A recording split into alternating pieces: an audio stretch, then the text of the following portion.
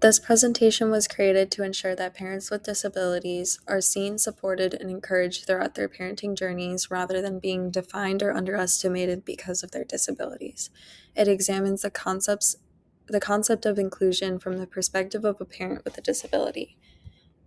While schools have made significant progress in supporting students with disabilities, the experiences of parents with disabilities are often overlooked.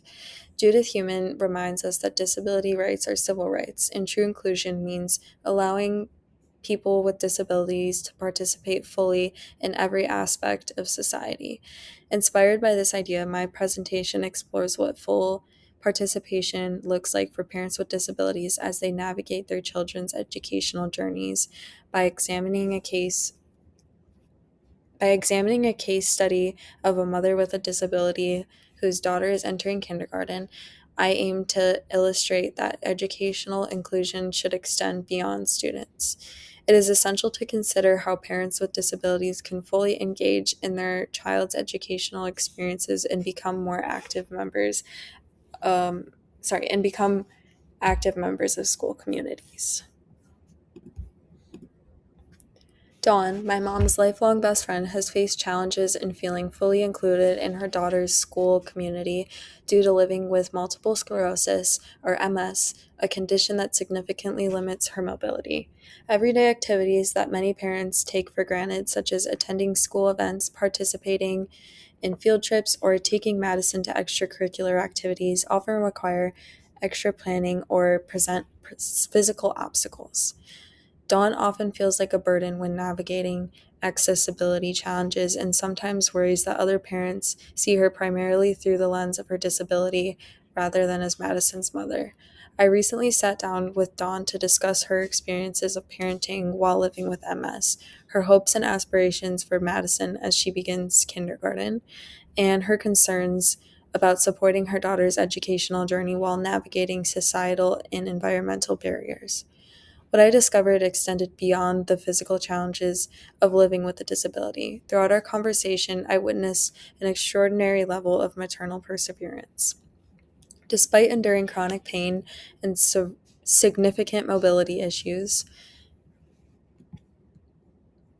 significant mobility limitations, nearly every answer she gave centered not on herself, but on Madison, her happiness, her opportunities, and her future. Dawn's story challenged me to rethink what educational inclusion truly means and demonstrated that supporting students also requires supporting the parents who walk alongside them, even when that journey looks different from everyone else's. Multiple sclerosis, according to Mayo Clinic, is a disease that breaks down the covering nerves throughout the body, causing numbness, weakness, trouble walking, vision changes, and other symptoms, depending on the severity of the condition. This condition affects more than just Dawn's ability to navigate the physical environment.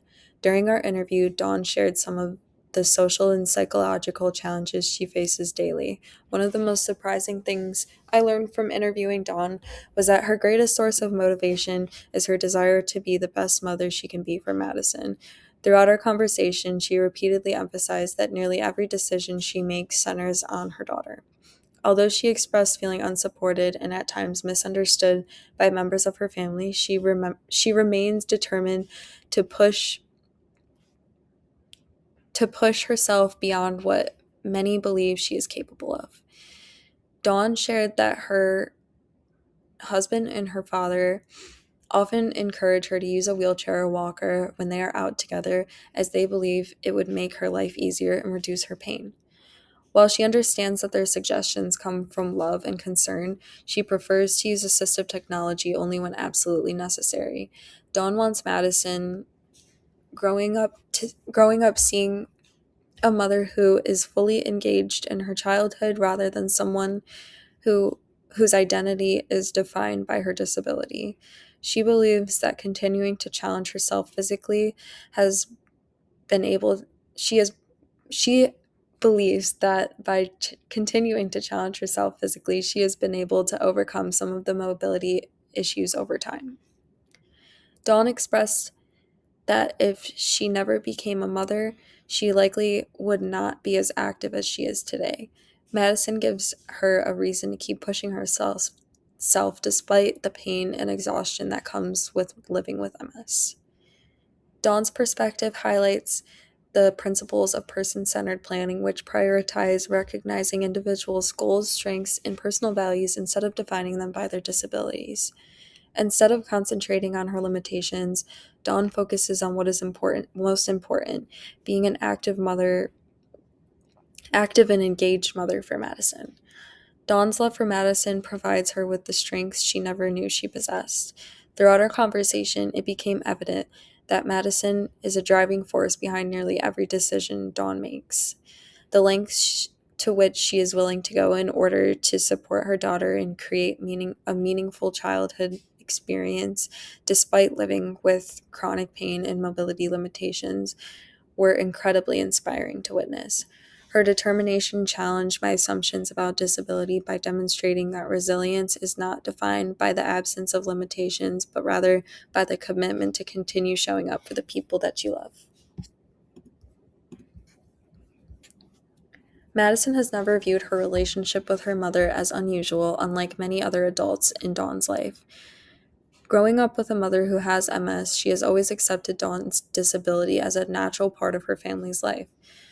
Madison understands that her mom can't participate in all the activities that other parents can, but that has never changed the way she sees or loves her mom. A wholesome moment that stood out to me in the interview was when Dawn asked what was wrong with her foot.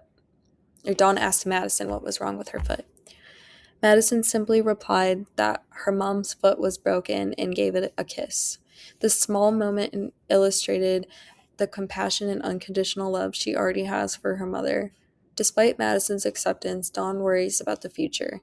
As Madison enters kindergarten and begins to spend more time with classmates, teachers, and other families, Dawn fears that societal expectations and comparisons may affect how Madison perceives her mother's disability. She worries that Madison might one day feel embarrassed or resentful because her mom can't participate in every activity that she does, especially since she has already started to recognize her dad as the fun parent. Still, Dawn strives to create meaningful experiences for Madison, whether it involves visiting the cider mill, planning a trip to Disney World, or simply being as present as possible in her daughter's life. One of the most significant lessons I took away from this interview was that children are not born with negative attitudes towards disability. Madison's empathy, resilience, and compassion have been shaped by growing up with a mother who demonstrates perseverance every day despite her disability. According to the CDC, attitudinal barriers can be just as limiting as physical barriers to inclusion. Dawn's greatest fear is not disability itself, but rather the possibility that society's stereotypes and assumptions could someday influence how Madison perceives her. One of the most significant lessons Dawn's story portrays is that accessibility does not guarantee inclusion. While she has experienced some accommodations throughout her life, Dawn shared that very few of these supports have made parenting with MS easier. One particular experience that stood out to me was when Madison's dance class orchestrated a parents' dance, and Dawn was physically unable to participate. It wasn't just that she missed the dance, she missed a meaningful opportunity in her daughter's childhood, and no one made an effort to include her. Looking ahead, Dawn anticipates more experiences like this as Madison begins kindergarten. At times, she chooses not to participate in communal activities because she worries about slowing others down or becoming a burden when she needs additional help. She is also concerned that she missed experiences that might affect Madison in the future, either by making her feel different from her peers or highlighting opportunities that her mother could not share with her. Despite these concerns, Dawn remains hopeful that the love, support, and resilience she demonstrates every day will have a greater impact on Madison than the activities Madison is unable to join. Educational inclusion requires schools and communities to intentionally create opportunities for parents with disabilities to engage in meaningful experiences alongside their children. This idea aligns with Weaver and colleagues' discussion that true inclusion is not merely about being present, but having the opportunity to participate meaningfully and create a genuine experience. To participate meaningfully and experience a genuine sense of belonging. From this interview, I concluded that many of Dawn's feelings of exclusion stem from her strong desire to participate in the same meaningful experiences as other parents, even when her disability creates physical limitations. My interview with Dawn revealed that her greatest barriers are not solely the result of living with MS, but also the disconnect between the support others believe she needs and the support she actually wants. Dawn's primary goal is to remain an active and involved mother, yet those around her often emphasize reducing her physical strain rather than understanding why maintaining her independence is so important to her. This demonstrates the value of person-centered this demonstrates the value of a person-centered approach that prioritizes an individual's own goals, strengths, and definition of meaningful participation. Dawn expressed a concern that stayed with me throughout our interview. As Madison prepares to enter kindergarten, she worries that early educational experiences will focus too much on her disability rather than her new role as a student and on Dawn's role as her parent. At one point, she told me, "Everything is MS," explaining that whenever accommodations were discussed, she often felt as though there was a label hanging over her head. While she appreciates the support that accommodations can provide, she hopes schools will both see both her and Madison as individuals first rather than defining them by her diagnosis. After speaking with Dawn, I began to think about what educational inclusion could look like if schools intentionally considered the needs of parents with disabilities and sought out their perspectives on accommodating the educational environment. While schools often prioritize supporting students with disabilities, parents also play an essential role in their child's education and deserve equal and equitable opportunities to participate. Simple accommodations such as offering alternative ways to engage in school events and providing communication methods or asking parents how they would like to be involved could make a meaningful difference. Rather than assuming what parents with disabilities need, schools should work alongside families and recognize them as valued members of the educational community.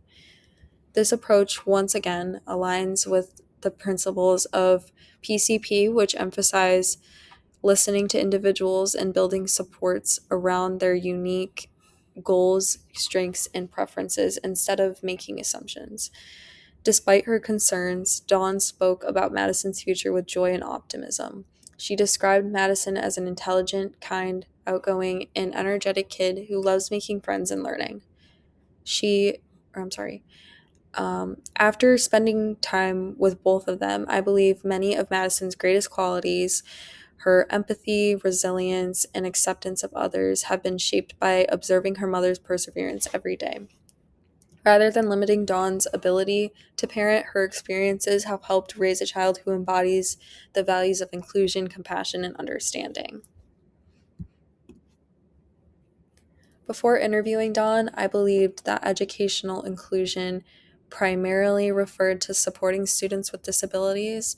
This interview challenged that assumption, and I learned that inclusion extends beyond the classroom and includes parents who want to participate actively in their children's education. I also realized that accessibility is not only about removing physical barriers, but also about addressing the social attitudes that can make individuals feel like a burden. Most importantly, I learned that meaningful inclusion is achieved when schools recognize the unique strengths, goals, and experiences of every family member, not just the student. Um, Dawn wants to support Madison create meaningful memories and feel like she belongs within her child's educational community. The interview proved to me that inclusion isn't measured by whether someone can enter a building. It's more so measured by whether they feel they truly belong once they're inside. It also reminded me that disability should never be viewed as a limitation on a person's ability to love, parent, or contribute to their community. Instead, true inclusion requires us to recognize the individual first, listen to their experiences, and create environments where they can participate in ways that are meaningful to them.